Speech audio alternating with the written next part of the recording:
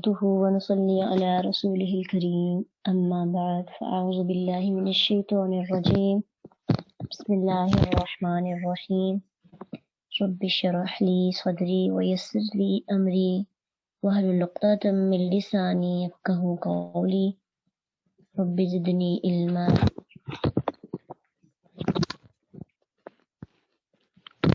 93 سے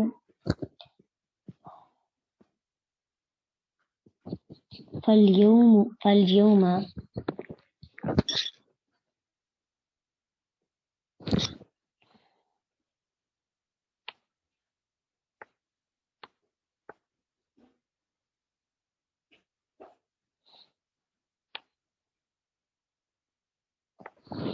تو آج ننجی کا ہم بچا لیں گے تجھے ببدنی کا ساتھ تیرے بدن کے لتکونا تاکہ تو ہو جائے لمن ان کے لیے جو خلفک تیرے بعد ہوں آیتن ایک نشانی وَإِنَّ اور بے شک کثیراً بہت سے من الناس لوگوں میں سے ان آیاتنا ان سے آیاتی آیات نہ ہماری ان آیاتنا ہماری آیات سے لغافلون البتہ غافل ہے۔ قصہ موسیٰ علیہ السلام اور فرعون جو ہے وہ ہمارا شروع ہے۔ تو فرعون جب سمندر کے پاس پہنچا اور اللہ سبحانہ تعالیٰ نے اسے غرق کر دیا، اس وقت وہ ایمان لے آیا، لیکن موت کو دیکھ کر ایمان لانے کا کوئی بھی فائدہ نہیں ہوتا، اس کا ایمان اس کے کام نہ آیا۔ اور پھر اللہ سبحانہ تعالیٰ نے اس کو یعنی اس کی باڈی کو اللہ نے بچا لیا، نجاہ اللہ یعنی اللہ تعالیٰ نے اس کو بچا لیا۔ اور النجا کہتے ہیں اونچی جگہ یا ٹیلے کو، النجوتو یا النجا اونچی جگہ یا ٹیلے کو کہتے ہیں۔ اور نجاہو کا معنی اس صورت میں یہ ہوگا کہ اس نے اس سے اونچی جگہ پھینک دیا، یعنی اللہ نے بے جان لاش کو سمندر سے بچا لیا، اونچی جگہ اللہ اسے پھینک دے گا تاکہ وہ بعد میں آنے والوں کے لیے عظیم نشانی بن جائے۔ سمندر نے اسے قبول نہ کیا، سمندر نے اس کو باہر نکال کے پھینک دیا۔ اور پھر کچھ ایسے بھی ہے کہ اس کو بار بار دفنایا گیا، لیکن زمین نے بھی اسے ایکسیپٹ نہ کیا اور وہ لوگوں کے لیے نشانی بن گیا۔ اور ایسا کیوں کیا گیا تھا؟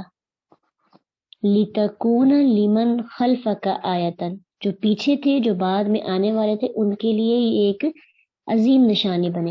اور بنی اسرائیل کے کچھ کمزور عقیدے والے لوگ بھی تھے جو خدائی کے دعوے دار کی حقیقت اور انجام دیکھ سکتے تھے۔ ان کی آنکھوں کو جب یہ دیکھنے کو سین ملتا کہ فرعون اور اس کا سمندر غرق ہونے کے بعد کیا فرعون کی حالت ہے، اور یہ قدرت کی بہت عظیم نشانی تھی، جو اس کو سنتا ہے یا پڑھتا ہے اس کے لیے اس میں بہت سے لرننگ پوائنٹس ہوتے ہیں۔ عام طور پر یہ مشہور ہے کہ فرعون کی لاش کو مصر کے عجائب گھر میں محفوظ کیا گیا اور ابھی تک محفوظ ہے، لیکن اس کی کوئی دلیل نہیں ہے کہ یہ فرعون کی ہی لاش ہے۔ لیکن قرآن اور حدیث کے اندر ہمیں جب پڑھنے اور سننے کو ملتا ہے کہ اس کی لاش محفوظ نہیں، تو یہی ہمارے لیے عبرت کا اور سبق حاصل کرنے کا کے لیے کافی ہوتی ہے۔ جیسے کہ اللہ سبحانہ تعالیٰ نے اصحاب السبت کو بندر بنانے کے متعلق بھی فرمایا نا، فَجَعَلْنَاهَا نَكَالًا لِمَا بَيْنَ يَدَيْهَا وَمَا خَلْفَهَا وَمَوْعِظَةً لِلْمُتَّقِينَ کہ ہم نے اس واقعہ کو ان لوگوں کے لیے جو اس کے سامنے تھے اور جو اس کے پیچھے سے تھے عبرت بنا دیا۔ حالانکہ کسی بھی مخشودہ بندر کی کوئی ممی وغیرہ موجود نہیں ہے، لیکن انسان اللہ کی بات پہ یقین، جو مسلمان ہے وہ اللہ کی بات پہ یقین کرتے ہیں، تو اس لیے چاہے لاش موجود ہے یا نہیں موجود، ہمیں پتہ ہے کہ فرعون کے ساتھ کیا سلوک ہوا تھا۔ اور پھر کچھ لوگ یہ بھی کہتے ہیں کہ کچھ عرصہ پہلے مطلب عجائب جو قاہرہ کے عجائب گھر ہے وہاں سے فرعونوں کی لاشیں موجود تھی۔ فرعون تو ہر بادشاہ کو کہتے تھے نا، تو بہت زیادہ فرعونوں کی لاشیں موجود تھیں، ان میں سے ایک فرعون کی لاش کو اسی فرعون کی لاش بتایا جاتا ہے، کیونکہ 1907 میں جب فرعونوں کی لاشیں دریافت ہوئی تو اس میں ایک لاش پر نمک کی ایک تہ جمی ہوئی تھی، جو سمندر کے کھاری پانی کی وجہ سے اس کے ساتھ یعنی اس کی علامت تھی، تو اس سے یہ اندازہ لگایا گیا کہ یہ اس فرعون کی لاش ہے۔ ادروائز کنفرم نہیں، لیکن اس چیز سے جو ہے نا ایک اندازن ایک لاش کو فرعون کی لاش جو ہے وہ بتایا گیا۔ تو اللہ سبحانہ تعالیٰ فرماتے ہیں وَإِنَّ كَثِيرًا مِّنَ النَّاسِ عَنْ آيَاتِنَا لَغَافِلُونَ، کہ بے شک بہت سے لوگ ہماری نشانیوں سے یقیناً غافل ہیں۔ تو یعنی اس پہ غور ہی نہیں کرتے، اس سے سبق نہیں حاصل کرتے، اور اگر غور کریں تو ان کو پتہ چلے کہ انسان کی طاقت کیا ہے اور اللہ کیا ہے۔ اگر انسان آیات پہ غور و فکر کرے تو اس کی زندگی کے اندر نمایاں تبدیلی نظر آ جاتی ہے۔ تو سمجھ ہی آتی ہے کہ تدبر، غور و فکر اور دل کی آنکھ سے دیکھنا اور سننا اور پڑھنا، یہ سارا انسان کی تبدیلی کی وجہ بنتا ہے۔ پھر اللہ سبحانہ تعالیٰ فرماتے ہیں وَلَقَدْ بَوَّأْنَا بَنِي إِسْرَائِيلَ، بے شک یقیناً ہم نے بنی اسرائیل کو ٹھکانہ دیا، ان کو جگہ دی۔ مبوّأ ٹھکانہ، صدقن سچا، عمدہ یعنی عزت والا۔ اور یہ کیوں کہا گیا صدقن؟ صدقن کی اضافت کا کیا مطلب ہے؟ عربی لغت کے اندر جب کسی چیز کی تعریف کرنے لگیں یا کسی کو بہت عزت دینی ہو تو صدق ان کا لفظ استعمال ہوتا ہے، صدق ان کی طرف مضاف کر دیتے ہیں، جیسے کہ کہتے ہیں جی رجل صدقن، سچ مچ کا آدمی۔ اسی طرح اللہ نے سورۃ یونس کے اندر آیت 2 میں فرمایا ان لہم قدم صدقن، اور پھر اسی طرح وقل رب ادخلنی مدخل صدقن۔ تو یعنی بات یہ کیا سمجھ میں آئی کہ ہم نے بنی اسرائیل کو نہایت باعزت ٹھکانہ دیا، حکومت دی، وافر اور صاف ستھری چیزیں کھانے کو عطا کی، وَرَزَقْنَاهُم مِّنَ الطَّيِّبَاتِ، اور رزق دیا ہم نے ان کو پاکیزہ، بہت زیادہ عزت دی، ان کو پاکیزہ چیزوں میں سے رزق دیا۔ اپنی نعمتوں کا ذکر کر رہے ہیں اللہ سبحانہ تعالیٰ۔ لیکن انہوں نے کیا کیا؟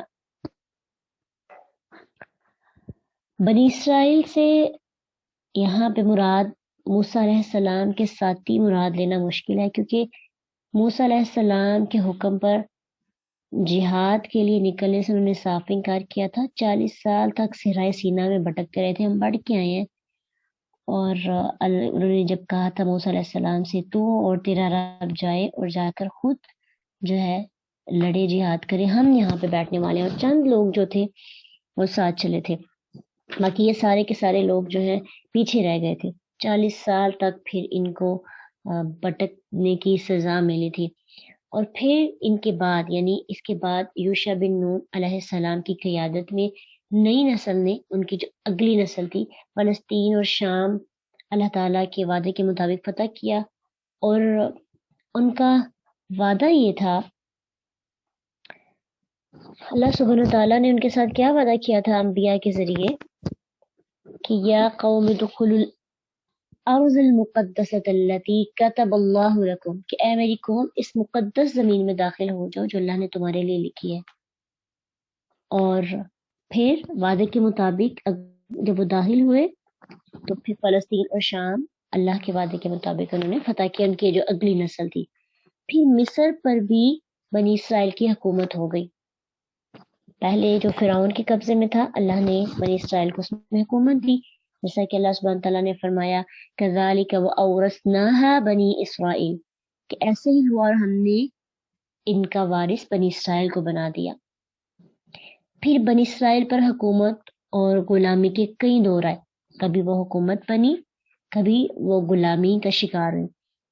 پھر اس کے بعد داؤد اور سلیمان علیہ السلام جیسے عظیم الشان حکمران بھی آئے، اور بخت نصر اور دوسرے کفار کے ہاتھوں ان کی پامالی بھی ہوئی، غلامی کا بھی یہ شکار ہوئے۔ اور یہ کیوں غلامی کا شکار ہوئے، اس کے ریزن اللہ سبحانہ تعالیٰ آگے بتا رہے ہیں۔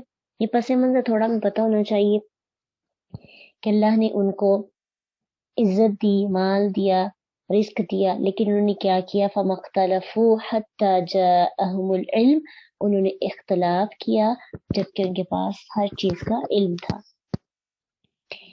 تو اختلاف کا سبب بنا اور اختلاف کی وجہ سے ان کی طاقت کمزور ہو گئی، وہ کمزور پڑ گئی، اتحاد ختم ہو گیا، جس کی وجہ سے ان کو کیا سزا ملی کہ وہ حاکم سے محکوم بن گئے۔ اور لا علمی نہیں تھی، سب کچھ جانتے تھے۔ تو جو بندہ سب کچھ جان کر بھی اختلاف کرتا ہے نا، وہ اختلاف اس کے لیے بہت بڑی آزمائش بن جاتا ہے۔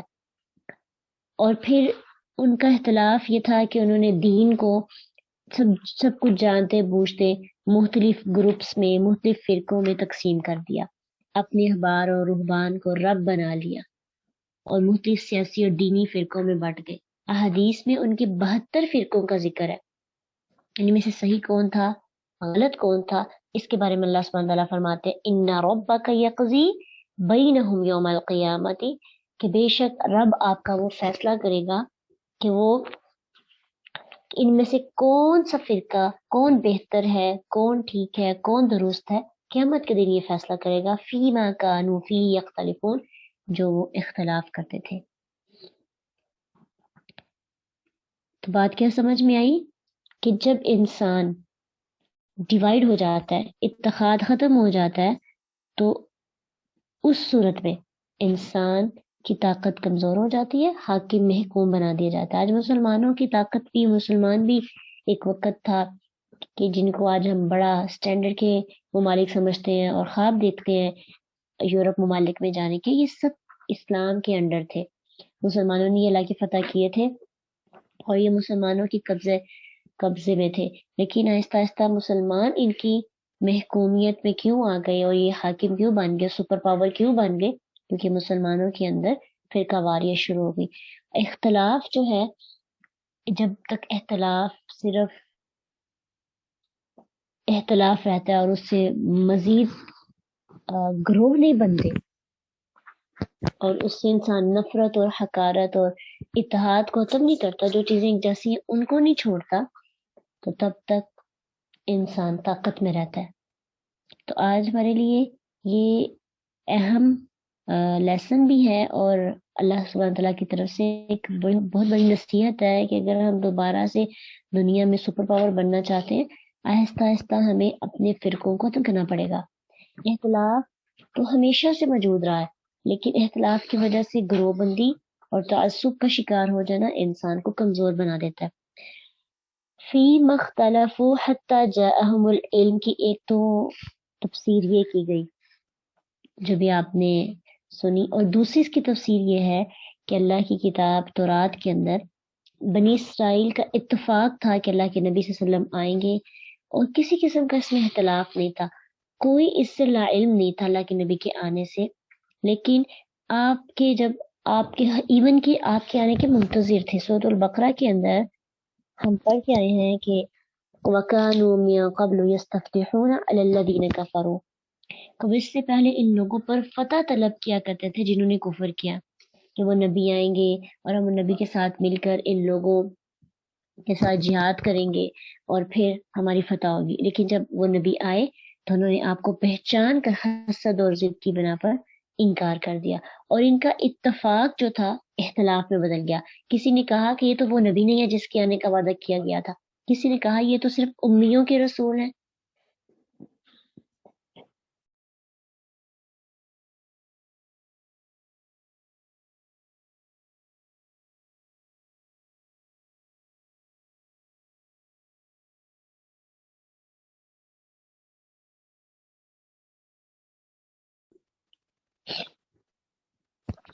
اور چند لوگ تھے، چند خوش نصیب تھے جو ایمان لائے، اور باقی سب اختلاف کی نظر اپنے ایمان کو انہوں نے ضائع کر دیا۔ تو اللہ کہتے ہیں کہ جی ان کے درمیان فیصلہ ہو جائے گا کون سے، یہ ایمان لانے والے صحیح ہیں یا انکار کرنے والے۔ فیما کانوا فیہ یختلفون، قیامت کے دن۔ اور ہمارے دور کے اندر بھی جو فرقہ واریت اور لوگ تعصب کا شکار ہیں، ان کا فیصلہ بھی قیامت کے دن اللہ سبحانہ تعالیٰ کر دیں گے۔ پھر ولا فَإِن كُنتَ فِي شَكٍ، پھر اگر ہے آپ، کنتا تو ہے، فی شکن کسی شک میں۔ اس آیت کے اندر نا آپ کو ایک چیز نظر آئے گی کہ مخاطب اللہ کے رسول صلی اللہ علیہ وسلم ہے، لیکن بات جو ہے مشرکین مکہ کو کہی جا رہی ہے۔ اس کی ریزن یہ ہے کہ جیسے دیکھیں عیسیٰ علیہ السلام سے اللہ پوچھیں گے نا قیامت کے دن کہ کیا تم نے لوگوں سے نہیں کہا تھا کہ مجھے اور میری ماں کو معبود بنا لو؟ تو موسیٰ علیہ السلام اس پر کہیں گے اللہ اگر میں نے کہا تھا تو آپ تو خود جانتے ہیں۔ یعنی بات یہ ہے کہ کہا کسی اور کو جا رہا ہے، سنایا کسی اور کو جا رہا ہے۔ مخاطب اللہ کے رسول ہیں، لیکن اللہ کے رسول تو شک میں مبتلا نہیں تھے۔ جو نازل ہوا تھا آپ پر، جو کتاب تھی، جو بھی کچھ نازل تھا آپ کے اوپر تو خود نازل ہوا تھا، تو کہا آپ کو جا رہا ہے، لیکن براہ راست خطاب کس کی طرف ہے؟ مشرکین عرب کی طرف۔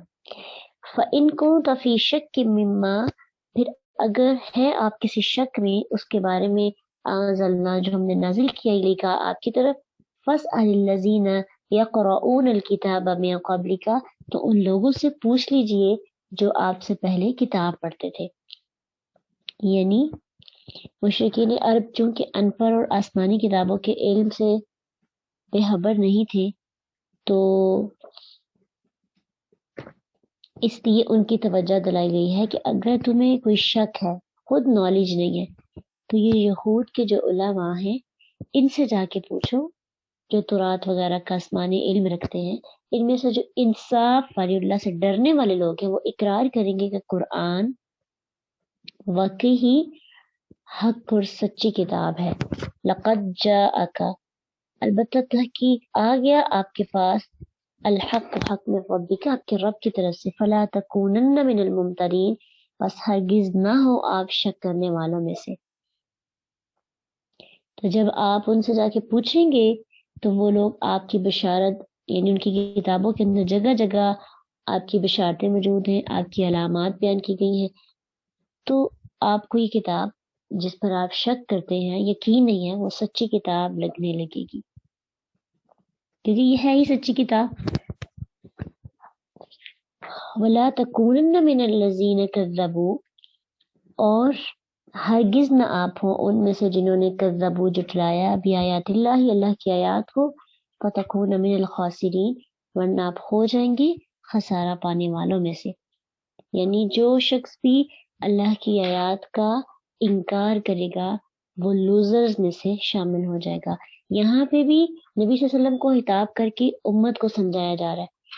اور اس میں ایک بات ہے کہ ایک بندہ جو کہ وہ کام ہی نہیں کرتا، لیکن اس کو اس کام کے بارے میں کہا جا رہا ہے کہ تم نے اگر ایسا کیا تو تم لوزرز میں شامل ہو جاؤ گے، تو اس میں یہ مطلب ہوتا ہے کہ جو لوگ کر رہے ہیں نا ان کو سنایا جا رہا ہے براہ راست، ڈائریکٹ انڈائریکٹ بات ان سے کی گئی ہے۔ تو پچھلی آیت کے اندر بھی انڈائریکٹ بات مشرکین عرب سے، اور اگلی آیت کے اندر بھی پوری امت کے ساتھ بات ہے کہ اگر آپ میں سے کسی نے بھی اللہ کی آیت کا عملی انکار کیا یا قولی انکار کیا، یعنی کہا یہ کتاب تو سچی ہے لیکن عمل اس کے اگینسٹ ہوا، تضاد کا شکار ہو گئی، ظاہر اور باطن میں فرق آ گیا، فَتَكُونَ مِنَ الْخَاسِرِينَ، تو پھر کیا ہو جائیں گے؟ خسارہ پانے والوں میں سے۔ ان الذین حقت علیہم، بے شک وہ لوگ جن پر تیرے رب نے اپنی بات ثابت کر دی ہے، حقت علیہم کلمۃ ربک لا یؤمنون، جن پر بات ثابت ہو چکی ہے وہ ایمان نہیں لائیں گے، یعنی جن پر پکی مہر لگ گئی ہے۔ اللہ سبحانہ تعالیٰ نے انسان کو ایک حد تک ارادہ بھی دیا ہے، اختیار بھی دیا ہے، جس کے مطابق انسان نیکی یا بدی میں سے جس پہ چاہے عمل کر سکتا ہے۔ اللہ کو سب کچھ پتا ہے کہ ہم میں سے کون ہے جو نیکی کے ساتھ رہے گا اور ہم میں سے کون ہے جو نیکی کا رستہ چھوڑ کر بدی کا رستہ اختیار کرے گا، سب کچھ اللہ کو علم ہے۔ اور کچھ لوگ یہاں پہ یہ پوچھتے ہیں کہ اگر اللہ کو پہلے ہی علم ہے، پہلے ہی فیصلہ ہو گیا، تو پھر انسانوں کا اس میں کیا کمال ہے؟ انسانوں کا ہی تو کمال ہے. انسان اگر اپنی عقل کو استعمال نہیں کرے گا تو وہ برائی کا راستہ اختیار کرے گا.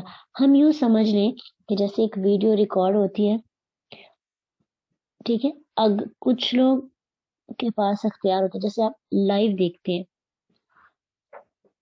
لائیو جب ایک میچ دیکھتے ہیں یا لائیو کوئی بھی سیشن اٹینڈ کرتے ہیں تو آپ اس کو آگے نہیں کر سکتے نہ پیچھے کر سکتے. جب وہ کمپلیٹ ہو جاتی ہے پھر آپ آگے اور پیچھے کر سکتے ہیں. ٹھیک ہے، تو اللہ کے پاس یہ اختیار ہے، صرف اللہ کے پاس، کہ وہ آگے آنے والے سین کو دیکھ سکتا ہے. کیوں؟ کیونکہ وہ ویڈیو کی ایڈیٹنگ اور اس کا نظام اور اس کے اندر جتنے بھی کردار ہیں وہ اللہ تعالیٰ نے بنائے.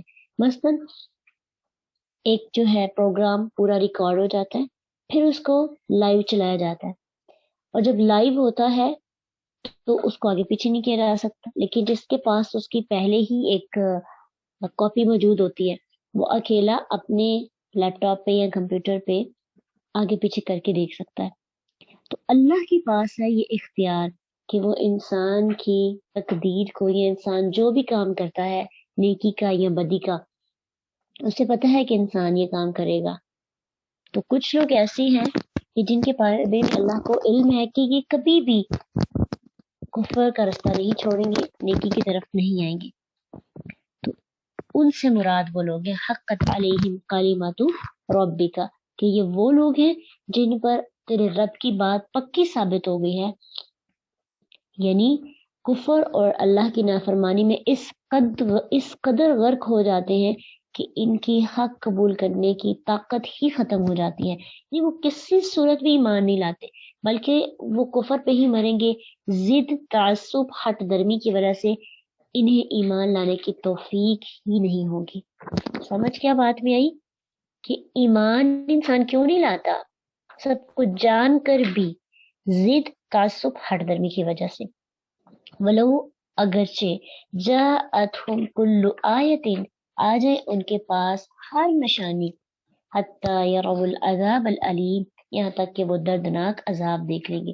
یعنی کوئی بھی نشانی یا معجزہ آ جائے تو وہ ہرگز ایمان نہیں لائیں گے یہاں تک کہ عذاب علیم دیکھ لیں گے. یعنی معجزے جیسے صالح علیہ السلام کی اونٹنی دیکھ کر بھی لوگ ایمان لائے تھے؟ نہیں لائے تھے. موسیٰ علیہ السلام کے معجزہ دیکھ کے ایمان لائے؟ بالکل بھی نہیں لائے. نوح علیہ السلام پہ لوگ ایمان لائے؟ نہیں لائے. لوط علیہ السلام کی قوم ان پر ایمان لائی؟ بالکل بھی نہیں. ہود علیہ السلام کی قوم بھی ان پر ایمان نہیں لائی. اللہ نے ان سب انبیاء کو معجزات دیے تھے لیکن پھر بھی ان کی قوم ایمان نہیں لائی، جہاں تک کہ جب انہوں نے عذاب دیکھ لیا.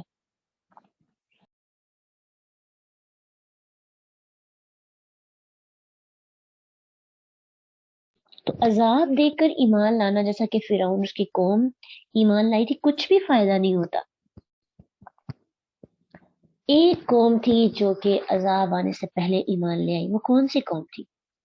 کیا پتا آپ سب کو کہ کون سی قوم تھی جو عذاب سے پہلے ایمان لے آئی اور اللہ نے جو ان پر عذاب بھیجنا تھا وہ عذاب ان سے ہٹا لیا گیا؟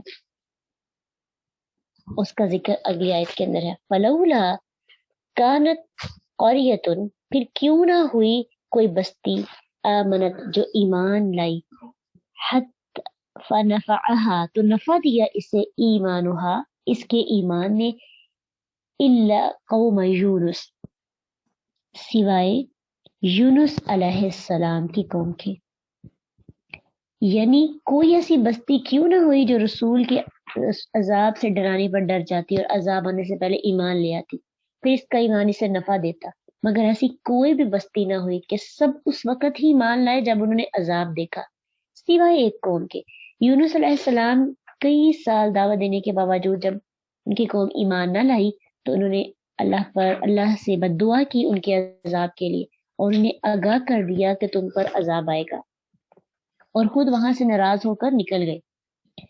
تفصیلی سورۃ انبیاء کے اندر اور صافات کے اندر دیکھیں گے، قوم جانتی تھی کہ یونس علیہ السلام کبھی بھی جھوٹ نہیں بول سکتے، اور جب وہ بستی سے نکل گئے تو وہ مزید ڈر گئی. اس لیے عذاب آنے سے پہلے پوری بستی نے نہایت عاجزی کے ساتھ کفر سے توبہ کی، یونس علیہ السلام پر ایمان لے آئے، اب یہ ایمان چونکہ ان کا بروقت تھا، عذاب دیکھنے سے پہلے تھا، اس لیے جو ان کے اوپر عذاب آنا تھا وہ عذاب ہٹا لیا گیا، جو بد دعا یونس علیہ السلام نے کی تھی، اور ان کا ایمان ان کے لیے فائدہ مند ثابت ہو گیا۔ اللہ تعالیٰ نے ان کو تبھی عمر تک دنیا کی زندگی سے فائدہ اٹھانے کا موقع دیا، اور صافات کی آخری آیات میں بھی ان کے ایمان لانے اور ان کی ایمان کا ان کو فائدہ پہنچا اس کا ذکر ہے۔ تو یہاں پہ جو ہے نا ایک طرح سے ریمائنڈر دیا جا رہا ہے قریش کو، اہل کتاب کو تنبیہ کی گئی ہے کہ تمہیں یونس علیہ السلام کی قوم سے سبق حاصل کرنا چاہیے کہ عذاب سے پہلے ایمان لے آنا چاہیے، نہ کہ فرعون کی طرح آخری آخری لمحات ہوتے ہیں موت سے پہلے کے، اس وقت اگر ایمان لاؤ گے تو تمہارا ایمان تمہیں فائدہ نہیں پہنچائے گا، اس لیے اس قوم سے سبق حاصل کرو۔ اور ہمیں بھی اس قوم سے سبق حاصل کرنا چاہیے۔ ہم لوگ اجتماعی گناہوں کے اندر مبتلا ہو چکے ہیں، پوری کی پوری قوم ایک جیسے گناہ کر رہی ہے اور ہم پہ عذاب نہیں آ رہا کیونکہ اللہ کے رسول کی دعا ہے۔ تو اسی لیے تو ہم بے خبر ہوتے جا رہے ہیں، زندگی گزار رہے ہیں، فتنوں میں مبتلا ہیں۔ تو موت تو ہمیں آئے گی نا، موت سے تو نہیں کوئی بچا سکتا، تو اس وقت اگر ہمیں احساس ہوا تو ہمارا ایمان ہمیں فائدہ نہیں دے سکے گا۔ اور ایک تفسیر کے اندر یہ بھی آتا ہے کہ ان پر عذاب بادل تک پہنچ گئے تھے، اندھیرا چھا گیا تھا، پھر انہوں نے توبہ کی، لیکن قرآن اور حدیث سے یہ بات ثابت نہیں ہے، کیونکہ قرآن میں ہم پڑھتے ہیں کہ جب عذاب آ جاتا ہے تو پھر نہیں وہ ٹلتا، تو اگر تو وہ عذاب جب آ گیا تب انہوں نے ایمان لایا، پھر تو عذاب کو دیکھ کر ایمان لائے، تو عذاب کو دیکھ کر ایمان لانا جو ہے وہ تو کسی بھی صورت میں انسان کا قابل قبول نہیں ہوتا۔ تو قرآن و حدیث سے یہ بات ثابت نہیں ہے، باقی واللہ عالم کس طرح کے حالات ہیں، لیکن یہ ہے کہ وہ ایمان لے آئے عذاب سے پہلے اور ان کا ایمان ان کو فائدہ پہنچا گیا۔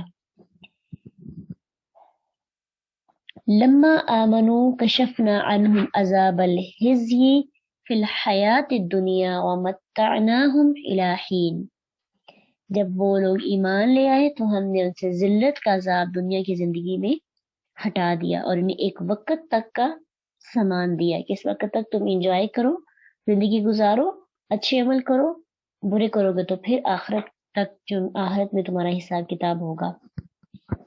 وَلَوْ شَاءَ رَبُّكَ لَآمَنَ، اگر چاہتا آپ کا رب البتہ ایمان لے آتے، مَا فِي الْأَرْضِ كُلُّهُمْ جَمِيعًا، جتنے بھی دنیا کے اندر لوگ آئے سب کے سب ایمان لے آتے۔ بہت انٹرسٹنگ آیت ہے، ہم سب کی اس کے اندر تسلی ہے، جواب بھی ہے۔ ہم اکثر سوچتے ہیں نا اللہ اتنی محنت کرنی پڑتی ہے لوگوں کو سمجھانے کے لیے، اللہ آپ چاہیں تو سب بھی تو ایمان لے کے آ سکتے ہیں نا، ایسا ہوتا ہے نا؟ اللہ اگر چاہتے تو فرشتوں کی طرح جنوں اور انسانوں کی فطرت میں بھی ایسے ہی بنا دیتے کہ وہ کفر اور نافرمانی کر ہی نہ سکتے، یا اللہ سب کے دل ایمان اور اطاعت کی طرف پھیر دیتے، لیکن اس طرح نہیں ہے۔ اللہ نے جنوں اور انسانوں کو فرشتوں سے الگ ایک حیثیت دی ہے، اسی لیے اللہ نے انسان کو اس کی مرضی پر رکھ دیا کہ وہ چاہے تو عقل سے کام لے کر ایمان لے آئے اور چاہے تو کفر کا رستہ اختیار کر دے۔ تو یہی چاہت تھی اللہ کے نبی صلی اللہ علیہ وسلم کی۔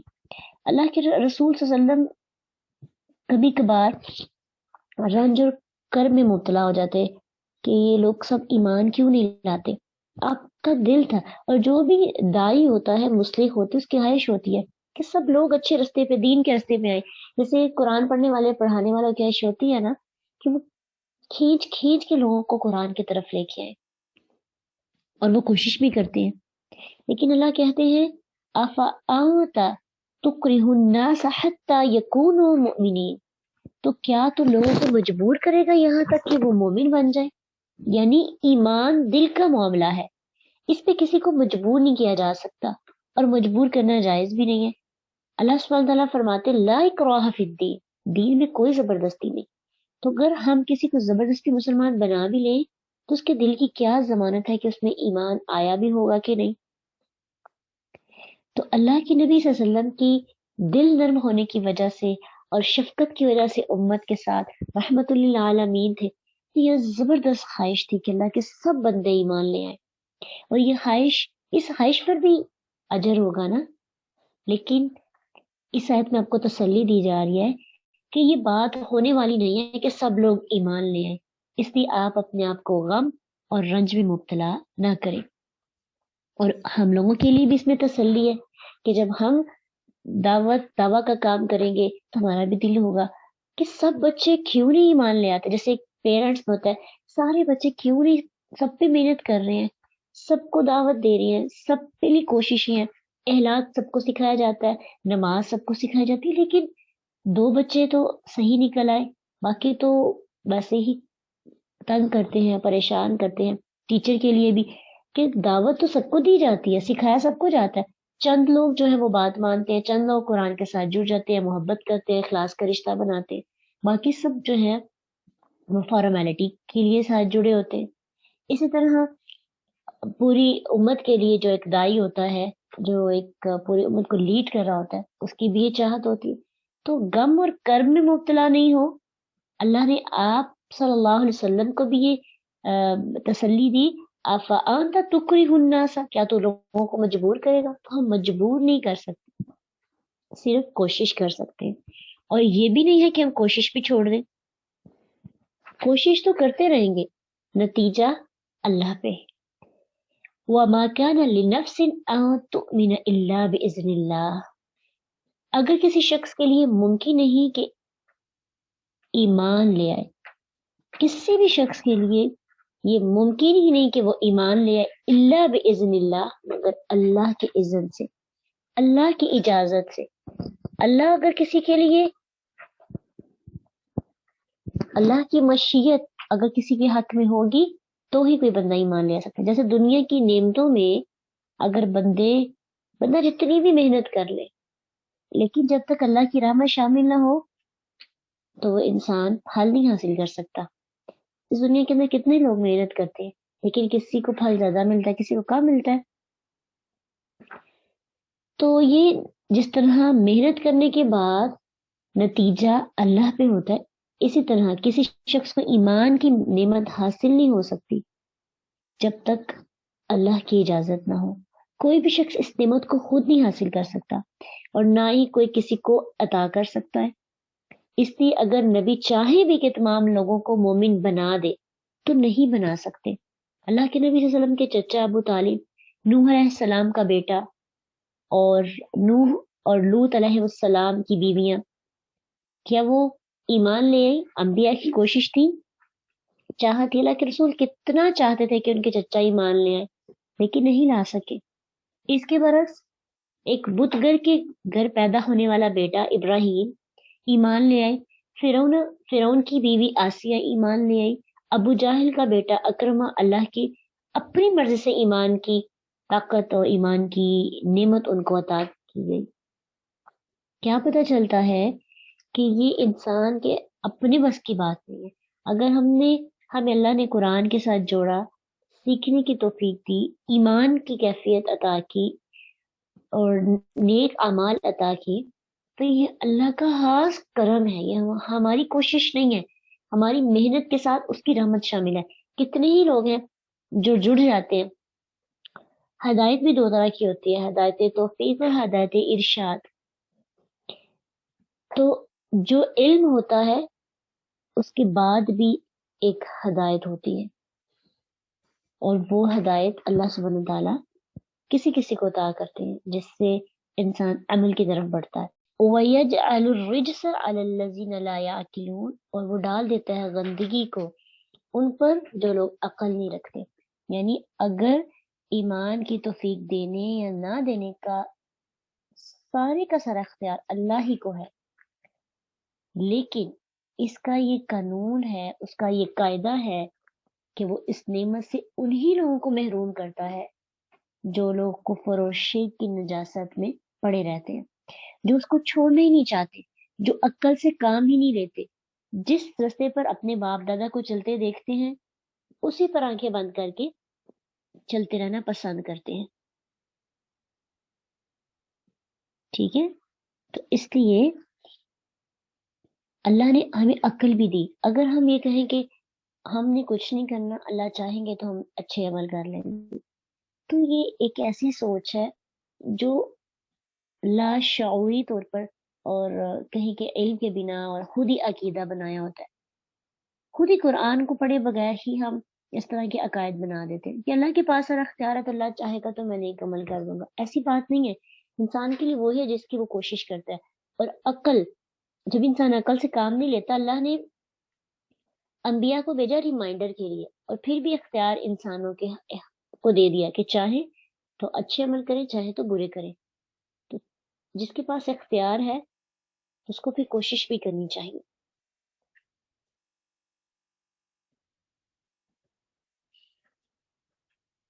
جی، اگر ہم میں سے کوئی اچھا عمل کرنا چاہتا ہے، ایون کہ نماز بھی ہے نا، تو وہ بھی اللہ ہمیں توفیق عطا کرتے ہیں، اسی لیے ہم پڑھ پاتے. اسی لیے تو کہا جاتا ہے کہ ہر چھوٹے سے چھوٹا عمل کرنے کے بعد، بڑی سی بڑی نیکی کرنے کے بعد بھی اللہ کا شکر ادا کرنا چاہیے، کیونکہ یہ اللہ کی طرف سے انسان کو توفیق ملتی ہے. کولیوں ضرومازا، کہہ دیجئے دیکھو کیا کچھ ہے، فی السماواتی، آسمانوں میں، والارضی، اور زمین میں، وما تغنی، اور نہیں فائدہ دیتی، الآیات، آیات، والنذر، اور ڈراوے، عن قوم لا یؤمنون، ان لوگوں کو، اس قوم کو جو ایمان نہیں لاتے. یعنی ایمان لانے کے لیے زمین اور آسمان میں اللہ کی قدرت اور اس کی توحید کی بے شمار نشانیاں موجود ہیں.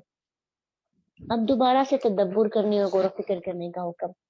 اگر تمہیں یقین نہیں آ رہا یا اللہ کی آیات میں ایمان میں اضافہ نہیں ہو رہا، تو ایک اور طریقہ ہے. ہم دیکھتے ہیں کہ اللہ کا انداز، اللہ کے طریقے، اللہ کا سٹائل، اور ہمارا لائف سٹائل جو اللہ سبحانہ تعالیٰ نے ہمیں سکھایا مختلف ہے. یعنی ہر چیز جو ہے، اگر ایک طریقے سے انسان کو سمجھ نہیں آ رہی، اللہ اس کو دوسرے طریقے سے بات سمجھاتے ہیں. اس سے سمجھ نہیں آ رہی، تیسرے طریقے سے بات سمجھائی جاتی ہے. کیونکہ تمہیں سیدھی بات سمجھ نہیں آ رہی تو چلو آؤ ہم تمہاری عقل سے بات سمجھنے کی کوشش کرتے ہیں. وہ عقل کیا ہے؟ غور و فکر کرو، زمین اور آسمان میں اللہ کی قدرتوں، اللہ کی نشانیوں پہ تدبر کرو. تمہیں وہ پتہ چلے گا کہ اللہ کتنا بڑا ہے. جب اس کے رب ہونے پہ یقین ہو جائے گا تو اس کے ساتھ تعلق بھی مضبوط ہو جائے گا. اللہ سبحانہ تعالیٰ سورہ یوسف کے اندر فرماتے ہیں کہ آسمان اور زمین میں کتنی نشانیاں ہیں جن پر سے ہم لوگوں کو لوگ گزرتے ہیں اور ان سے بے دہان ہو جاتے ہیں. یعنی ہم کبھی کبھار آسمان کو دیکھیں تو بعض اوقات حیران ہو جاتا ہے انسان.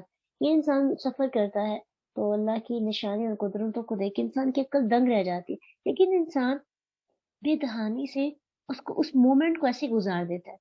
اور پھر فرمایا وَفِي الْأَرْضِ آیَاتٌ لِلْمُوقِنِينَ، اور زمین میں یقین کرنے والوں کے لیے کئی نشانیاں. جو لوگ اللہ پر یقین رکھتے ہیں اور اللہ کی بات کو سمجھنا چاہتے ہیں، نشانیاں ان کو ہی فائدہ پہنچا سکتی ہیں. اسی لیے تو اللہ نے کہا کہ وَمَا تُغْنِي الْآيَاتُ وَالنُّذُرُ، کہ نہیں فائدہ دیتی نشانیاں اور ڈراوے ان لوگوں کو جو ایمان نہیں لاتے. اس کے دو میننگز ہو سکتے ہیں. یعنی وہ لوگ جن کی قسمت میں ہی نہیں کہ وہ ایمان لائیں، انہیں نہ نشانیوں سے کچھ فائدہ ہوتا ہے، نہ ڈرانے والی چیزوں سے، یا جو پیغمبر آئے ہوتے ہیں ڈرانے کے لیے یا دائی ہوتے ہیں، انہیں ان سے کسی قسم کا فائدہ نہیں پہنچتا. وہ لوگ جن کی قسمت میں ایمان ہی نہیں ہے. اور دوسرا اس کا جو مطلب ہے وہ یہ ہو سکتا ہے کہ جو لوگ خود یہ طے کر لیتے ہیں کہ چاہے کچھ بھی ہو جائے ہم اپنے باپ دادا کے دین کو نہیں چھوڑیں گے، ہم ایمان نہیں لائیں گے، انہیں بھی نشانیاں اور ڈرانے والے پیغمبروں سے کچھ بھی فائدہ نہیں ہوتا. ایسے ہوتا ہے نا کہ انسان یہ ڈیسائیڈ کر لیتا ہے کہ سن لیتا ہوں، میں ہر ایک کو سنوں گا، ہر ایک کے لیکچرز کو اٹینڈ کروں گا، جس کی بات اچھی لگی اسے مانوں گا، لیکن جو میں نے شروع سے جو باتیں سنی ہیں اپنے آباء و اجداد سے ان کو چھوڑنا میرے لیے مشکل ہے. ان کو نہیں چھوڑوں گا باقی تم اگر اس کے علاوہ مجھے کچھ بتاتے ہو تو اس پہ عمل کر لو. تو پھر ایسا بندہ سیدھے رستے پہ نہیں آ سکتا.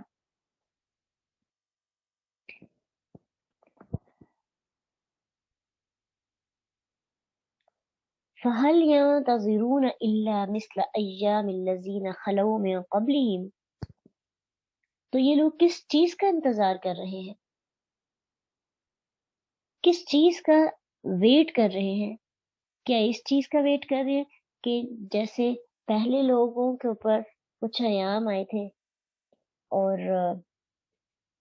ان پر بھی ویسی ہی کہانی آئے تو پھر یہ ایمان لائیں گے؟ یعنی یہ مشرکین چاہتے ہیں کہ ان پر پہلی قوموں کی طرح عذاب آئے. تو پھر اللہ نے کہا ٹھیک ہے، اگر تم یہی چاہتے ہو کہ جیسے پہلے لوگوں پر وہ دن گزرے تھے عذاب کے تم پہ بھی گزرے، قُلْ فَانتَظِرُوا إِنِّي مَعَكُم مِّنَ الْمُنتَظِرِينَ، تو ٹھیک ہے تم بھی انتظار کرو، میں بھی انتظار کرنے والوں میں شامل ہو جاتا ہوں. مگر یہ یاد رکھنا اللہ کا جب عذاب آ جاتا ہے تو پھر اللہ اپنے رسولوں اور ایمان والوں کو بچا لیتے ہیں، باقی سارے کے سارے کیا ہو جاتے، تباہ ہو جاتے. ہر قوم میں جب بھی عذاب آیا اللہ نے ایمان والوں کو اور اپنے انبیاء کو بچایا. کوئی بھی مومن بندہ اور کوئی بھی نبی جو ہے اس عذاب کی زد میں آ کر ہلاک نہیں ہوا. اللہ نے ہمیشہ اہل خیر کا وجود زمین میں رکھا ہے باقی. اس لیے ایمان والے تو بچ جائیں گے، لیکن ثم ننجی رسولنا والذین آمنوا کذالک حقا علینا ننجی المؤمنین. کیا ہے کہ اللہ رسولوں کو نجات دے دیں گے، ایمان والوں کو بھی نجات دے دیں گے، اور مومنوں کو بہترین ٹھکانہ بھی اللہ مہیا کرتے ہیں. جب ان کو نجات مل جاتی ہے ان لوگوں سے، وہ عذاب سے بچ جاتے ہیں. قُلْ يَا أَيُّهَا النَّاسُ إِن كُنتُمْ فِي شَكٍّ مِّن دِينِي، کہہ دو اے لوگو اگر تم میرے دین کے بارے میں کسی شک میں بھی ہو تو یہ چیز یاد رکھنا، فَلَا أَعْبُدُ الَّذِينَ تَعْبُدُونَ مِن دُونِ اللَّهِ، کہ میں کبھی بھی ان کی عبادت نہیں کرتا جن کی تم اللہ کے سوا عبادت کرتے ہو. وَلَكِنْ أَعْبُدُ اللَّهَ الَّذِي يَتَوَفَّاكُمْ، میں تو صرف اس کی عبادت کرتا ہوں جو تمہیں قبض کرتا ہے، جو تمہیں مارتا ہے، جو تمہیں جان نکالتا ہے. وَأُمِرْتُ أَنْ أَكُونَ مِنَ الْمُؤْمِنِينَ، اور مجھے حکم دیا گیا ہے کہ میں ایمان والوں میں سے ہو جاؤں. تو شک کا کیا مطلب ہوتا ہے؟ ذہن میں کسی چیز کے حق ہونے یا باطل ہونے کا ایک جیسا امکان ہونا. کبھی کہیں یہ بات ٹھیک ہے، کبھی کہیں جی یہ بات ٹھیک نہیں ہے. یعنی انسان کی ذہنی کیفیت کو اگر تولا جائے نا تو یہ کہا جا سکتا ہے نہ حق کہہ سکے نہ باطل کہہ سکے. تو اب ان لوگوں کو مخاطب کیا گیا. پہلے تو کفر والے مخاطب تھے نا جنہوں نے انکار کیا، اب وہ لوگ آ جاتے ہیں جو شک میں مبتلا ہیں، نہ ادھر کے لا الہ الا ولا الہ الا، نہ ادھر کے. تو کہا گیا کہ اگر تمہیں دین کے بارے میں ذرا بھی شک ہے تو میرا اعلان سنو کہ میں اللہ کے سوا تمہارے معبودوں میں سے کسی کی عبادت نہیں کروں گا. یعنی یہاں پہ ایک بات بڑی پوائنٹ کی ہے کہ اللہ کی عبادت سے پہلے سارے باطل معبودوں کا انکار ضروری ہے. اپنی عبادت کی گواہی دینے کے لیے اس چیز کی بھی گواہی دینا ضروری ہوتی ہے کہ ہم جو باطل معبود ہیں ان سب کا انکار کرتے ہیں. اور پھر یہاں پہ ایک اور چیز یتوفاکم سے پتہ چلتی ہے کہ جو تمہاری روح قبض کرتا ہے میں اس پہ ایمان لاتا ہوں. یعنی کوئی اور معبود یہ کام نہیں کر سکتا. اگر تمہیں شک ہے تھوڑا بہت تو اس بات سے اپنی توجہ یہاں پہ لے کے آؤ، اپنی توجہ اس جانب مبذول کرواؤ کہ اللہ سبحانہ تعالیٰ کے علاوہ کوئی ہے جو جان نکالتا ہے. تو میں اس ذات پر ایمان لاتا ہوں جو تمہاری جان نکالتا ہے، جو تمہاری روح قبض کرتا ہے، اور ہر حال میں تمہیں اسی کے پاس جانا ہے، پھر وہ تم سے خود ہی نمٹ لے گا. مجھے تو یہ حکم دیا گیا ہے کہ میں مومن بن کے رہوں، اپنی پیشانی اس کے سوا کسی کے سامنے نہ جھکاؤں. اس لیے میری اور تمہاری راہ ایک دوسرے سے سراسر مختلف ہیں۔ اپنی زندگی کے بارے میں شک کرنے والوں کے لیے کیا یہ معاملات ہے؟ انسان کو جو مومن ہوتا ہے نا، وہ شک میں مبتلا نہیں ہوتا۔ یہاں پہ تو فی شک کی میاں دین ہی ہے نا، کہ جو دین کے اندر شک میں مبتلا ہوتا ہے، یہاں پہ کوئی اس کے لیے کہ ان کو توجہ دلائی جا رہی ہے کہ وہ اللہ کی عبادت کی طرف، اور اگر پھر بھی شک ہے تو دیکھیں کہ اللہ مارنے والا ہے، اور معبود جو ہے وہ مار نہیں سکتا، جو الگ سے اللہ کے علاوہ معبود بنائے ہوئے۔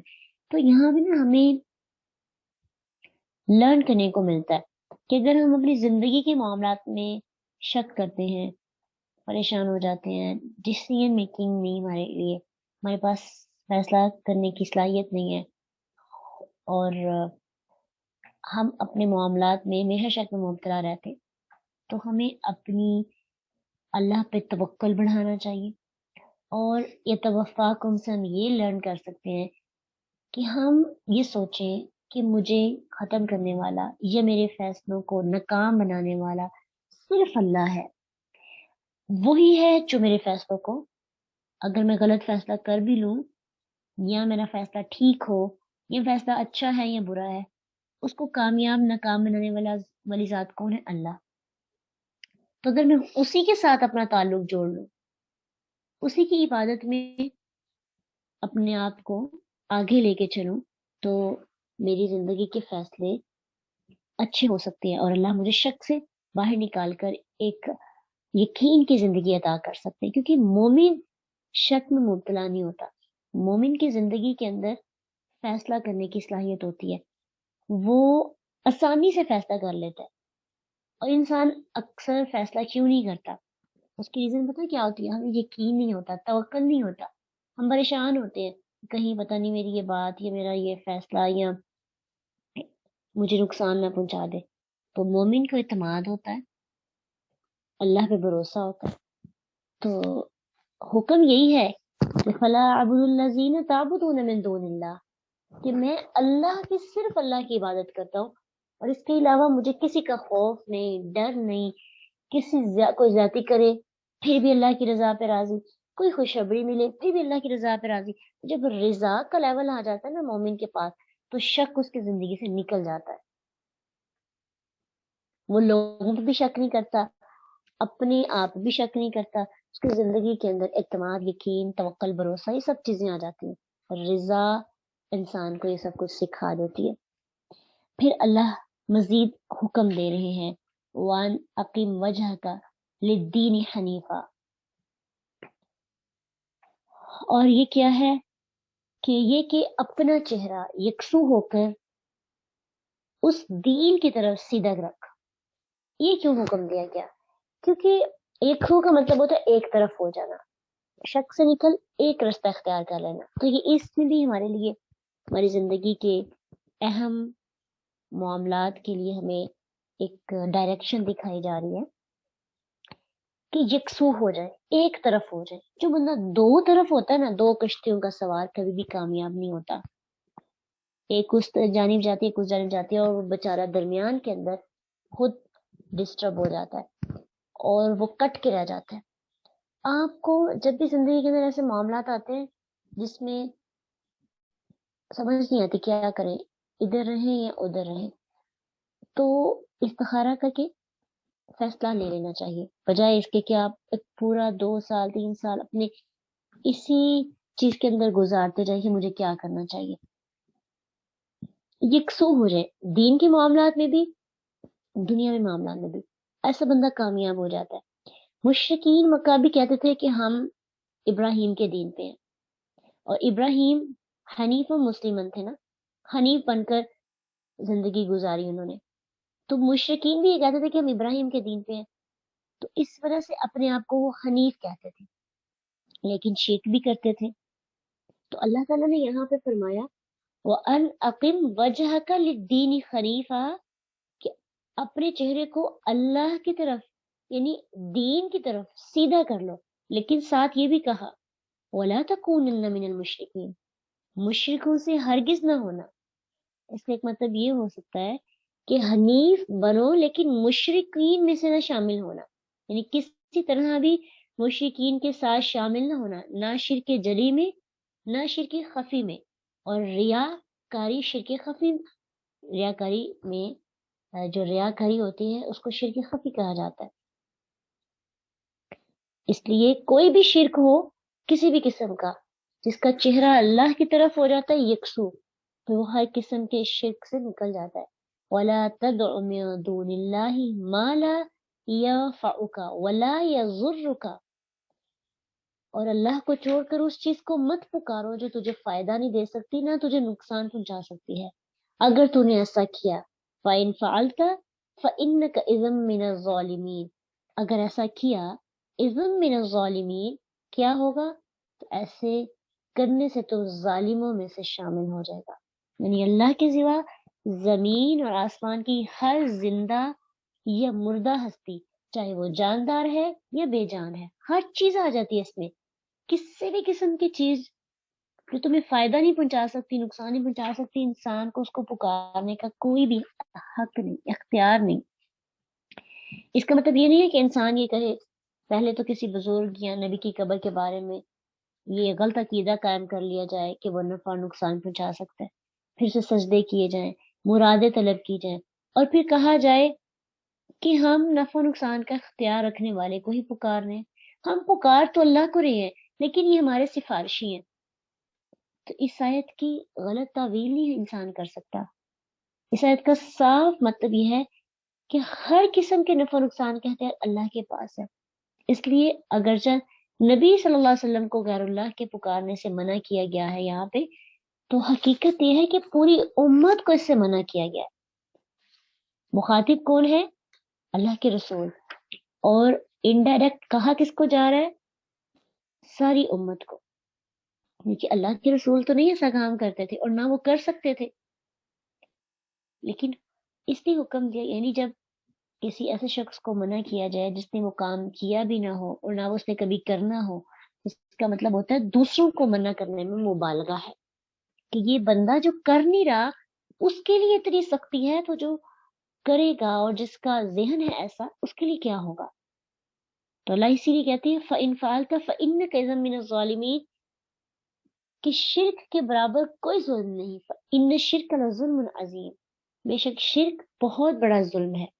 اور ظلم کا مطلب کیا ہوتا ہے؟ ظلم کی کیا ڈیفینیشن ہے؟ کہ کسی چیز کو بے موقع اور غلط جگہ استعمال کرنا، یہ ہے ظلم کی ڈیفینیشن۔ یعنی اللہ کے علاوہ کسی کو شریک نہیں ٹھہرا سکتے۔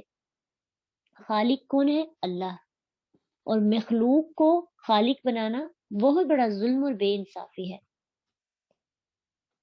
تو یہاں پہ کہا گیا اگر تو نے ایسا کیا، یعنی اگر تو نے اس کو پکارا جو نہ تجھے نفع دے سکتا ہے نہ نقصان، تو پھر تو ظالموں میں سے ہوگا۔ اور جو اگلی آیت ہے یہ اس کے بارے میں قُلْ یا ایھا الناس کے بعد جو اگلا چیپٹر شروع ہو جاتا ہے، اس کے بارے میں کہا جاتا ہے کہ قرآن کے اندر 3 ایسی آیات ہیں، اگر ان 3 آیات پر انسان کا یقین ہو، محکم یقین ہو، تو اللہ انسان کو مخلوق سے بے نیاز کر دیتے ہیں۔ کچھ لوگ کوسچن پوچھتے ہیں کہ بے نیازی کیسے اختیار کی جائے، ایسے کیسے ممکن ہے کہ ہم ساری دنیا سے بے نیاز بے پرواہ، جو ہمیں کسی سے فرق نہ پڑے، کوئی ہمارے ساتھ زیادتی کر رہا ہے، تکلیف پہنچا رہا ہے، کوئی ہمیں برا کہہ رہا ہے، اچھا کہہ رہا ہے، ہمیں فرق ہی نہ پڑے، نہ کسی کی تعریف، نہ کسی کا دینا ہمیں اور نہ کسی کا لینا ہم سے ہمیں پریشان کرے یا خوش کرے، ہم صرف اللہ کی رضا پہ راضی ہو جائے، کیسے پاسبل ہے؟ تو قرآن کے 3 محکم آیات ایسی ہیں جس کے بارے میں کہا جاتا ہے کہ ان پہ یقین ہو۔ اس میں سے ایک آیت یہ بھی ہے وَإِن يَمْسَسْكَ اللَّهُ بِضُرٍّ فَلَا كَاشِفَ لَهُ إِلَّا هُوَ، اگر پہنچائے آپ کو کوئی تکلیف، اللہ کوئی بھی تکلیف پہنچائے تو کوئی بندہ بھی اسے آپ سے دور نہیں کر سکتا، کوئی بھی بندہ ساری دنیا میں مل کے اس تکلیف کو دور کرنے کی کوشش کرے نا، اللہ کے سوا اس کو کوئی دور نہیں کر سکتا۔ وَإِن يُرِدْكَ بِخَيْرٍ فلا راد لفضلہ، اور اگر اللہ کسی بلائی کا ارادہ کر لے، کوئی فضل عطا کرنا چاہے، تو لوگ مل کر بھی اس کے فضل کو دور نہیں کر سکتے. یصیب بہ من یشاء من عبادہ، ویسے اپنے بندوں میں سے جس کو چاہے پہنچا دیتا ہے. وہو الغفور الرحیم، وہی ہے بے حد بخشنے والا اور نہایت رحم کرنے والا. تو اللہ کے علاوہ انسان کو کسی قسم کا کوئی نفع نہیں دے سکتا اور نہ ہی نقصان پہنچا سکتا ہے. اور اس کے بارے میں بہت ہی خوبصورت حدیث ہے. عبداللہ بن عباس رضی اللہ عنہ فرماتے کہ ایک دن میں اللہ کے نبی صلی اللہ علیہ وسلم کے پیچھے سوار تھا، تو آپ صلی اللہ علیہ وسلم نے مجھے فرمایا، اے لڑکے، میں تمہیں چند باتیں سکھاتا ہوں. ان باتوں کو نا ہمیں بھی بڑے دھیان سے غور و فکر سے سننا چاہیے. سن بھی نہیں ہیں، سب سو گئے ہیں. آج کے آیات جو ہے نا کچھ ایسی ہیں کہ لیسن بھی تھوڑا لینتھی ہے، اور ایسی آیات ہے کہ اس میں توحید ہے، کنکلوژن ہے ان آیات کا. سورہ یونس کے اندر اللہ سبحانہ تعالیٰ نے توحید اور اللہ، جب ہم نے سٹارٹ کی تھی تو ہمیں پتا تھا کہ اس کا موضوع ہے توحید اور رسالت.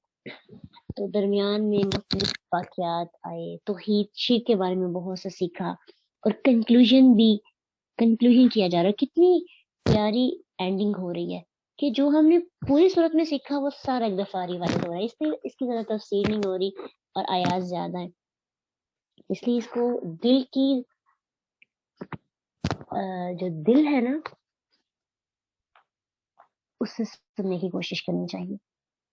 ٹھیک ہے، تو دل سے اگر ہم سنیں گے تو ہمارے دلوں پہ باتیں اثر بھی کریں گی، چاہے وہ بار بار ریپیٹ ہو کے آتی ہیں، لیکن اس کا ہمارے دل پہ بڑا اثر ہوتا ہے. تکرار جو ہے نا قرآن کے اندر، تکرار کیوں آتی ہے؟ تاکید کے لیے، اس چیز کی اہمیت کو واضح کرنے کے لیے. تو توحید اور رسالت کی بڑی ضرورت ہے. اگر انسان کی توحید اور رسالت پختہ ہو جاتی ہے، انسان ایک غیرت مند مسلمان بن جاتا ہے. آپ فیل کریں گے جتنا توکل بڑھے گا، اور اس آیت جو یہ ہم آیت پڑھ رہے ہیں، اس آیت پر بھی انسان کا یقین بڑھ جائے نا، انسان ایک غیرت مند مسلمان بن جاتا ہے. کوئی بھی لیگ پولنگ نہیں کرتا، کہیں بھی تو ہمیں نقصان نہیں پہنچتا، اور ہم اپنی اپنے حواس پہ ہمارا کنٹرول ہوتا ہے. تو اللہ کے رسول صلی اللہ علیہ وسلم نے فرمایا، اے لڑکے، میں تمہیں چند باتیں سکھاتا ہوں، تو اللہ کا دھیان رکھ، وہ تیرا دھیان رکھے گا. کتنی خوبصورت بات ہے، فیل کریں اس کو. تو اللہ کو ہمارے دھیان کی ضرورت ہے، لیکن اس کا کیا مطلب ہے کہ تو اللہ کا دھیان رکھ، اللہ تمہارا دھیان رکھے گا. جب تو اللہ کی باتوں کو مانے گا، اللہ تمہاری باتوں کو مانے گا. تو اللہ کا دھیان رکھ، تو اپنے سامنے اس کو اپنے سامنے پائے گا. یعنی جب ہم انسان اللہ کی باتیں مانتا ہے، اللہ کو یاد کرتا ہے، اٹھتے بیٹھتے چلتے پھرتے، تو جب انسان کو اللہ کی ضرورت ہوتی ہے نا، تو انسان اللہ کو بالکل اپنے سامنے پاتا ہے. کیسے؟ مشکل میں ہے، بعض اوقات ایسا ہوتا ہے نا، بہت شدید مشکل میں ہوتے ہیں، پتہ بھی نہیں ہوتا مدد کہاں سے آ گئی ہے. تو وہ کون ہوتا ہے؟ اللہ. اور جب تو مانگے گا، جب بھی تو مانگے تو اللہ سے مانگ، جب مدد مانگے تو اللہ سے مدد مانگ، اور یہ جان لے کہ بے شک اگر سارے لوگ جمع ہو جائیں کہ تجھے کسی چیز کا فائدہ پہنچائیں، تو اس چیز کے سوا نہیں پہنچا سکیں گے جو اللہ نے تیرے حق میں لکھ لی. اور اگر وہ سب جمع ہو جائے تجھے کسی چیز کا نقصان پہنچائے، تو اس کے سوا تجھے نقصان نہیں پہنچا سکیں گے جو اللہ نے تم پر لکھ لی. قلم اٹھا لیے گئے اور صحیفے خشک ہو گئے. اب جو ہے رد و بدل نہیں کیا جا سکتا انسانوں کی مرضی پر. ٹھیک ہے، تو اللہ سے توکل کی مدد اور توکل کے بڑھنے کی دعا ہمیں مانگتے رہنا چاہیے. پھر اللہ سبحانہ تعالیٰ نے فرمایا قل یا ایھا الناس، کہہ دیجئے اے لوگو، قد جاءکم الحق من ربکم، تحقیق تمہارے پاس حق آ گیا تمہارے رب کی طرف سے، فمن اہتدی فانما یہتدی لنفسہ، تو جس نے ہدایت پائی تو بے شک وہ ہدایت پائے گا اپنے نفس کے لیے۔ آخری آیات سورۃ یونس کی آخری دو آیات بہت خوبصورت ہے۔ حق آ گیا، اللہ نے واضح کر دی ہر چیز۔ توحید کی سمجھ آ گئی؟ اتنی ڈیٹیل میں کسی صورت میں ابھی تک ہم نے توحید کے بارے میں نہیں پڑھا، ڈیٹیل میں اللہ نے اس صورت کے اندر، اگر کسی نے توحید کے ساتھ اور شرک کے خلاف آیات تلاش کرنی ہو، اور یہ سورۃ یونس کو ضرور پڑھنا چاہیے۔ اور سورۃ یونس پڑھنے کے بعد جو ہے نا بہت سے عقیدے میرے خیال سے انسان کے درست ہو جاتے ہیں۔ تو اللہ کہتے ہیں حق میں نے بتا دیا ہے، فمن اہتدی فانما یہتدی لنفسہ، جو سیدھے رستے پہ آئے گا وہ اپنی جان کے لیے آئے گا، اور جو گمراہ ہوگا وہ اپنی جان کے لیے گمراہ ہوگا۔ وما انا علیکم بوکیل، اللہ کے رسول نے کہہ دیا میں تمہارا ذمہ دار نہیں ہوں، اگر تم سیدھی رستے پہ نہیں آئے تو مجھ سے پوچھنی ہوگی، میں نے تو تمہیں بتا دیا۔ اور اسی لیے ہم سب بھی، یعنی ہم سب نے سورہ یونس کو سیکھا، سمجھ آ گئی۔ اب یہ سمجھیں کہ ہمیں جاتے جاتے اللہ سبحانہ تعالیٰ فرما دے میں نے سمجھا دیا تمہیں، اور اگر تم ہدایت حاصل نہیں کرو گے تو تمہیں کسی قسم کی کوئی مدد نہیں دی جائے گی کہ تمہیں قیامت کے دن کوئی بچا سکا۔ وَاتَّبِعْ مَا يُوحَىٰ إِلَيْكَ، یعنی آپ کی طرف جو وحی کی جاتی ہے آپ اس کی پیروی کریں۔ اللہ کے رسول کو کہا جا رہا ہے اس پہ عمل کریں، تمام لوگوں کو اس کی دعوت بھی دیں۔ پھر مشکلات آئے، لوگ انکار کریں، لوگ پریشان کریں، دیکھیں وَاتَّبِعْ مَا يُوحَىٰ إِلَيْكَ، اس میں کیا آتا ہے؟ پیروی بھی کریں، خود بھی عمل کریں، لوگوں کو بھی انوائٹ کریں۔ یہ نہیں ہے کہ انسان سوچے جی میری ہدایت میرے لیے تو میں نے کسی کو جو ہے نا کسی کو کہنا ہی نہیں ہے، اس کا عمل اس کے ساتھ، میرا عمل میرے ساتھ، ایسا نہیں ہے۔ ہماری ہدایت کے اندر یہ شامل ہے کہ ہم دوسروں کو بھی انوائٹ کریں، خود بھی عمل، خود دوسروں کو بھی انویٹیشن بھیجیں۔ اس کے بعد اسی تو کہا وصبر، اگر دوسروں کو حکم دینے کا نہ کہا ہوتا تو پھر وصبر کیوں تھا؟ ایک تو وصبر یہ ہے کہ جو لوگ آزمائشیں ہم پہ آزمائشیں آئیں، مشکلات آئیں، لوگ انکار کریں، یہ ہمارے رستوں کو مشکل بنا دیں، تو پھر اس پر کیا کریں؟ وصبر حتی یحکم اللہ وہو خیر الحاکمین، حتیٰ کہ اللہ تعالیٰ آپ کے اور آپ کے دشمنوں کے درمیان فیصلہ کر دے گا، اور دنیا میں کس کو غالب ہو کے رہنا ہے اس کا فیصلہ بھی اللہ کریں گے۔ اور وہ فیصلہ اللہ نے قرآن میں کئی جگہ پہ ذکر کیا ہے، جیسے کہ اللہ سبحانہ تعالیٰ فرماتے ہیں وَالَّذِي أَرْسَلَ رَسُولَهُ بِالْهُدَى، وہی ہے جس نے اپنا رسول ہدایت وَدِينِ الْحَقِّ لِيُظْهِرَهُ عَلَى الدِّينِ كُلِّهِ وَلَوْ كَرِهَ الْمُشْرِكُونَ، اپنا رسول ہدایت اور دین حق دے کر بھیجا تاکہ اسے ہر دین پر غالب کر دے، ہاں مشرکین اسے کتنا ہی برا مانے۔ اللہ نے دین اس لیے بھیجا تاکہ سب ادیان پر یہ دین غالب آ جائے، اور آج اگر دین غالب نہیں آ رہا اس کی ریزن کیا ہے؟ وَلَا تَهِنُوا وَلَا تَحْزَنُوا وَأَنْتُمُ الْأَعْلَوْنَ إِن كُنتُم مُؤْمِنِينَ، إِن كُنتُم مُؤْمِنِينَ، نہ کمزور بنو نہ غم کرو، تم ہی غالب آؤ گے، ان کنتم مؤمنین، اگر تم مومن ہو۔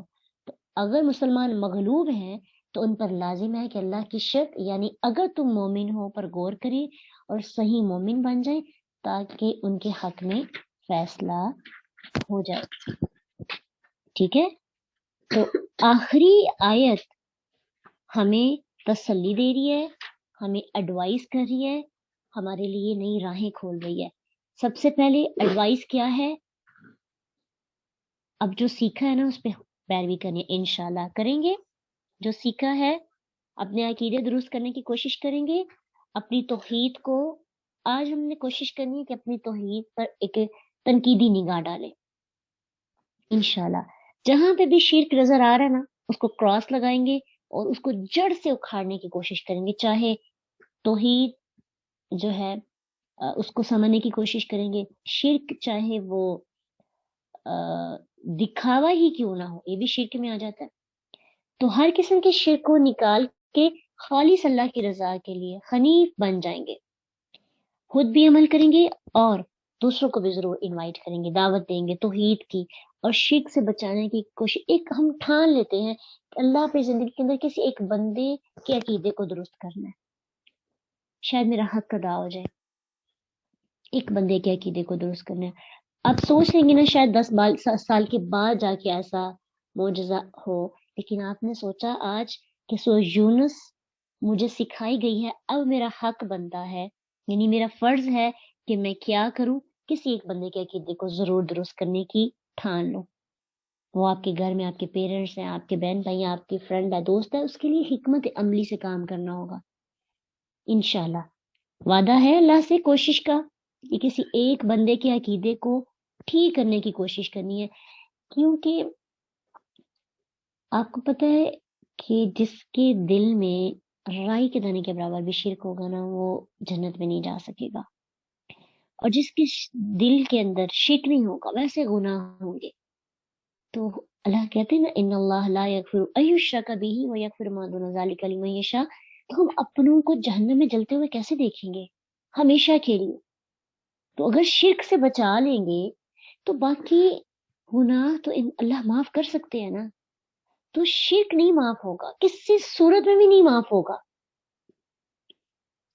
تو پہلے خود شرک سے پاک ہونے، پھر ٹھاننی ہے کہ اللہ جب میرے اندر توحید کا لیول بڑھ جائے گا تو میں نے کوشش کرنی ہے انشاءاللہ کسی ایک بندے کی زندگی کے اندر، ایک سے زیادہ بھی آئیں گے لیکن ایک منی اپنے لیے پروجیکٹ، ایک منی ایک اپنے لیے جیسے آپ کہہ سکتے ہیں پلاننگ کر سکتے ہیں چھوٹی سی، تاکہ ہم دل برداشتہ نہ ہو جائے۔ پھر اگر وہ نہیں مانے، آپ نے ایک بندے پر بڑی کوششیں کی لیکن پھر وہ نہیں مانتا، تو آگے بھی تسلی ہے، بس پھر کچھ نہیں ہوتا، صبر کریں، آپ کو آپ کا اجر ملے گا، اور کسی اور پہ کوشش کر لیں، صبر کرتے رہیں، اللہ تعالیٰ فیصلہ کریں گے، اور اللہ بہترین فیصلہ کرنے والوں میں سے ہیں۔ اللہ سبحانہ تعالیٰ ہمارے عقیدوں کو درست کرے، ہمیں پکا سچا توحید پرست انسان بنا دے۔ یاد رکھیے توحید ہے تو انسان امید باندھ سکتا ہے کہ وہ جنت میں جائے گا، لیکن اگر توحید ہی نہیں تو پھر کسی قسم کی امید نہیں باندھنی چاہیے کہ اللہ ہمیں جنت عطا کر سکتے ہیں، کیونکہ اللہ نے خود ہی بیان کیا اللہ واقعی غفور الرحیم ہے، لیکن اللہ نے خود ہی تو کہا ہے نا کہ اللہ معاف نہیں کرے گا، شرک کے علاوہ کچھ ہوگا تو معاف کر سکتا ہے، لیکن شرک کی معافی نہیں ہے۔ اللہ ہمارے عقیدوں کو بہترین کرے، ہمارے والدین کے عقیدوں کو توحید پرست بنائے، ہماری نسلوں کے عقیدوں کو اللہ توحید پرست بنائے، شرک کی غلاظت سے ہمیں ہمیشہ اللہ دور رکھے، اور اللہ ہمارے ساتھ جڑے ہوئے دوستوں کو، ہمارے جتنے بھی سال لوگ جڑے ہوئے ہیں، اللہ سب کے عقیدوں کو درست کر کے توحید پرست، پکا سچا توحید پرست بنا دے، تاکہ ہم قیامت کے دن اللہ کے رسول کا دیدار کر سکیں اور ان کے ہاتھوں سے کوثر کا پانی پی سکیں۔ یہ تو بعد کی باتیں ہوں گی نا جب توحید کے پرچے سے پاس ہو جائیں گے۔ وآخر دعوانا الحمد للہ رب العالمین، سبحانک اللہم وبحمدک، نشہد ان لا الہ الا انت، نستغفرک ونتوب الیک۔ فإن مع العسر يسرا، إن مع العسر يسرا، فإذا فرغت فانصب وإلى ربك فارغب۔